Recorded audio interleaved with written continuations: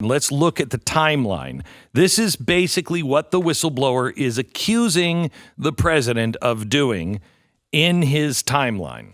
And there was some confusion earlier kind of on the show as to some of these events and what order they came in. And the reason for that is the actual whistleblower report itself is out of order. It's all out of order. It's presented the facts of later date events that happen at later dates are first, and then they go back and kind of backtrack. So there's a little bit of confusion. So let me lay this out in a timeline structure. This is what they say. This is not necessarily, the correct truth. This is just the accusation from the whistleblower. Right. Okay. So what they say is in late 2018, late last year, Giuliani first met with the former prosecutor from Ukraine, Shoikin. This is the guy who was fired by Biden, who, by the way, on camera said very close to the exact same thing Trump is accused of. He withheld money that Ukraine was expecting. $1 billion. And this is what Joe Biden admitted, that he would withhold this money unless they fired this particular prosecutor, that is Shoikin. Okay. Now, Giuliani in 2018 met with him. In late January, Giuliani met with Leshchenko. Okay? Do we know anything at all about what Giuliani found out from Shoikin? Because remember, the accusation is that Shoikin was going in and going to question Gazprom and the big bank, the biggest bank over there, which had $1.8 billion of our money, our taxpayer dollars, that just went offshore and just disappeared with the guy from Burisma, the gas company. Right. And so we don't know exactly what was said in there. In fact, it's not even in the accusation what went they talked down. About. Okay. But he is leading, is building a case here, is building a case here to try to say, hey, this is what I think happened. So these events happen in late 2018 Giuliani meeting, late January of 2019, another Giuliani meeting, mid-February, Giuliani, another meeting with Leshchenko. Now, Leshchenko is an ally of the president who lost to the talk show host guy who's in there now, Zelensky. Okay. So they are allies. What's the motivation for Leshchenko talking to Giuliani? You could make the argument, and I think this is the implied argument, that Leshchenko realizes his ally is about to lose this election and is trying to align himself with American interests so that he can save his job when Zelensky loses, right? So after these meetings happen with Giuliani, The Hill starts publishing articles and videos featuring comments from Leshchenko.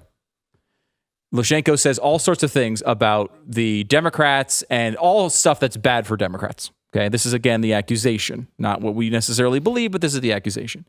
The implication of this allegation is basically Giuliani met with these people, Leshchenko in particular, and those meetings resulted in Leshchenko outwardly and publicly saying really bad things for Democrats that the media barely picked up, but they were said publicly. Really bad. Like they went through us to get to Russia to find out stuff on Trump to affect the 2016 election. Yeah. That kind of bad. Bombshell type allegations. Bombshell bad. So this is in March 2019. On March 31st, that was the first round of the Ukrainian elections. Okay. In this, the ally of Leshchenko survives to get to a runoff, but is losing. On April 21st is the Ukrainian runoff. Zelensky blows out the other guy. So now you have Leshchenko, who has been talked about as losing his job if Zelensky wins. He had this background work done with the Americans. I think, at least the implication of the allegation is, all right, well, this guy is, if now I can get the Americans to help me keep my gig, essentially.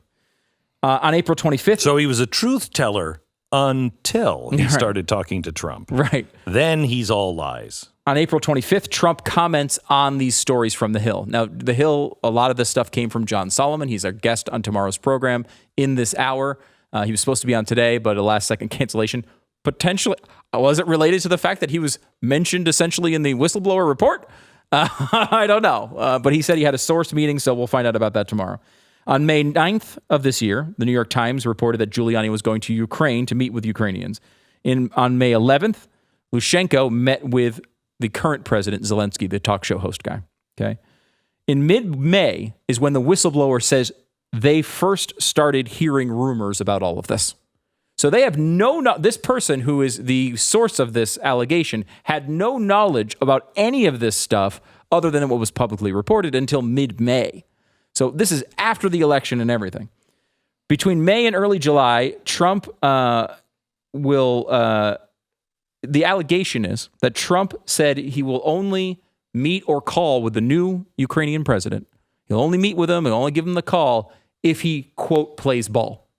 Now, the quote is not an actual quote. Again, this person doesn't even claim to have witnessed or seen any of these things themselves. They're reporting second and third-hand information. But that's the thing. So the allegation is Trump is holding back this meeting, holding back this call because he wants him to play ball and get me dirt on Biden. In June, Zelensky asked for a replacement of Leshchenko. So it didn't work for Leshchenko if he tried to do this. In mid-July, the whistleblower began learning of the policy of withholding funds to Ukraine. This is a big part of this allegation, if he withheld funds for the dirt on Biden, essentially. Then in July 25th was the call that we all got the transcript of yesterday. And then in August, Leshchenko was actually removed from that job. So he's no longer in the prosecutor general job. So if you see this, at what point did the U.S. ambassador that was fired, at what point did they get in and stop Ukrainian investigators from coming over to the United States to explain and arrest people? I don't have that date in this timeline. I know it was referenced in here. Because that is an important part. The U.S. ambassador who was an Obama appointee, was obstructing justice in Ukraine and has been removed. Allegedly. Obstructing justice. Yeah, allegedly obstructing justice, according to the Ukrainians. And she was covering, allegedly, for something that the Democrats were doing or these oligarchs were doing.